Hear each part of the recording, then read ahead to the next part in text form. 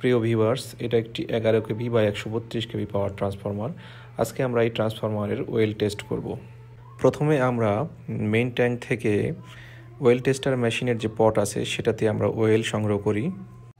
তারপর oil পটটি well tester মেশিনের ইলেকট্রোডের উপরে নির্ধারিত স্থানে স্থাপন করা হয়। অয়েল টেস্টার মেশিনটি একটি চাইনিজ মেশিন, যেটার মডেল হলো TP572। মেশিনটিতে একটি অন অফ সুইচ আছে, একটি ডিসপ্লে আছে এবং 5টি বাটন আছে। বাটন 5টির মধ্যে বাম থেকে আমি যদি প্রথম দুইটা বলি, সেটা হচ্ছে ভ্যালু ইনক্রিজ এবং ডিক্রিজ করার, পরেরটা হচ্ছে পেজ আপ ডাউন করার জন্য, তারপরেরটা হচ্ছে এন্টার বাটন এবং লাস্টেরটা হচ্ছে এক্সিট বাটন। মেশিনটিতে প্রোগ্রাম আগেই কনফিগার করা আছে, এখন জাস্ট এন্টার বাটন চেপে আমরা প্রোগ্রামটি স্টার্ট করব।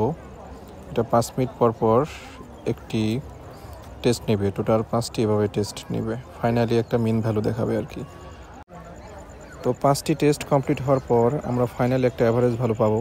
তো সেটা থেকে আমরা ট্রান্সফরমার ওয়েলের ব্রেকডাউন ভোল্টেজটা পেয়ে যাব।